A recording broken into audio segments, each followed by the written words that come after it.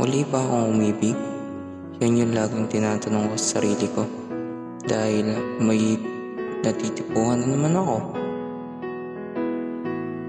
Isa siyang cute at mukha namang mabait na babae.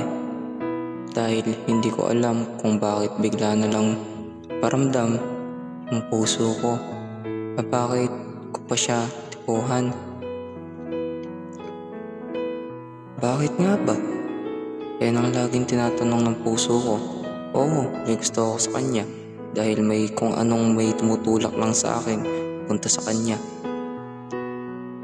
Nahihiya man ay tinatry ko pa rin yung best ko. Pero parang malabo dahil isa lang akong tuwag na tao. Torpe ba yun?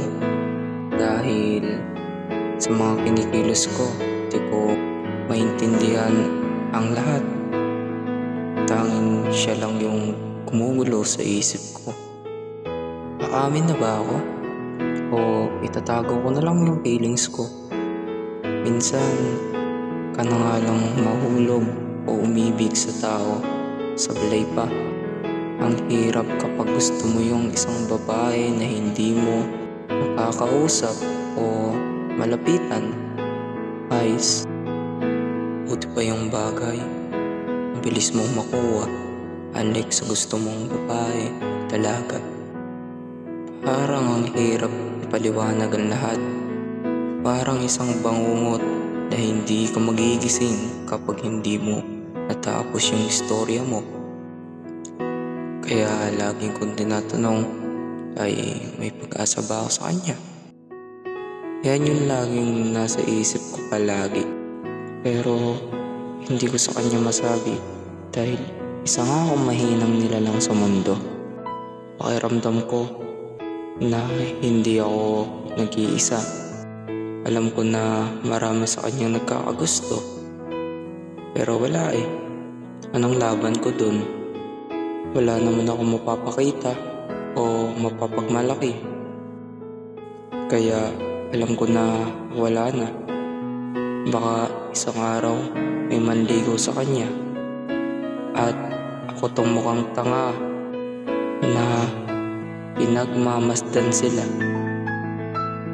Pero hindi ko kayang mangyari yun dahil alam kong masasaktan lang ako ng gusto.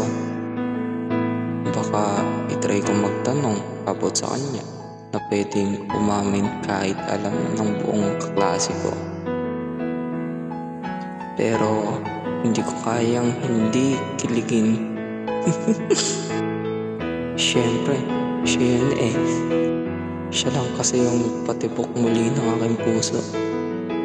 Kaya sobrang saya ko kapag nakikita ko siyang nakangiti. Parang isa na akong bato kapag siya yung ngumiti. Paano ko ba mapapakita na hindi ako kinikilig kapag nakatingin ako sa mukha niya? Napapangiti ako bigla. Bigla ako tuloy naisip na mag-focus lang sa mukha niya. Simulan na natin kasi yung love para hindi masayang yung feelings ko para sa'yo. Charot!